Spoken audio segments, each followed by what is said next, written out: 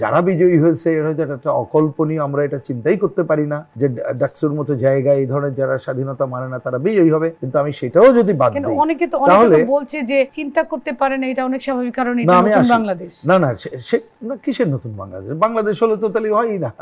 বাংলাদেশ মানলে যারা বাংলাদেশ মানে না তা তো হয় না।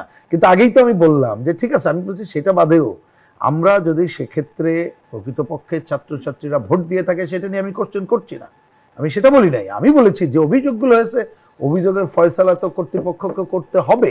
ঢাকা বিশ্ববিদ্যালয় আপনি দেখেন, এখানে একজন রিটার্নিং অফিসারকে বাতিল করেছে না, উনি শিক্ষকরা। অন্য শিক্ষকদের বডি ল্যাঙ্গুয়েজ দেখে আমরা বুঝি না? আমাদের বয়স আর এই শিক্ষকদের বয়স কি, এগুলো কি বলবো আর কি, এই বডি ল্যাঙ্গুয়েজে বহু কিছু বোঝা যায়। আমরা এখন অত কথা বলছি না। জাহাঙ্গীরনগর বিশ্ববিদ্যালয়ে শুধু ছাত্ররা না, শিক্ষকরা পর্যন্ত বয়কট করেছে, কিন্তু নির্বাচন বাতিল করা হয় নাই। এটা কিসের আলামত? আর এখন প্রেস সচিব যে কথা বলেছেন, আসলে যদি উনার মতো লোক এবং এই ধারার লোক থাকে তাহলে এই নির্বাচনে বরঞ্চ আমি কথাটা বলতে চাইছিলাম না যে একটা তো ভালো নির্বাচন হবে, তো সে প্রশ্ন অবান্তর। কারণ এই যে ঢাকার ডাকসু নির্বাচন যদি ওনাদের কাছে মডেল হয়, এই নির্বাচন কোনো মডেল হইতে পারে না। এই তত্ত্ব চলবে না। তাহলে আমাদের রাজনৈতিক দলগুলোকেও এনাদের অধীনে নির্বাচন নিয়ে আমাদের নতুন করে ভাবতে হবে। পরিষ্কার বক্তব্য। এবং এটা কি করে উনি মিলালো?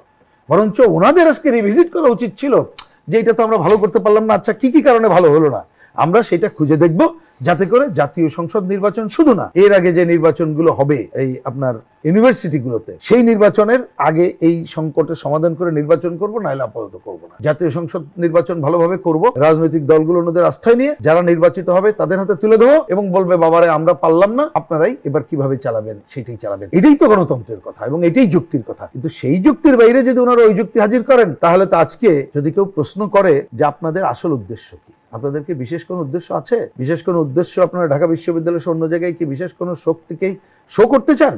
আর ওই যে কথা বললাম, বিরাজনীতিকরণের কোন ধারা আনার মধ্য দিয়ে জাতীয় সংসদ নির্বাচনে যদি ওই ধরনের কিছু করার প্রচেষ্টা গ্রহণ করা হয়, তাহলে আমাদেরকে নতুন করে রুখে দাঁড়াতে হবে গণতন্ত্রের পথে যাত্রা অব্যাহত রাখার জন্য।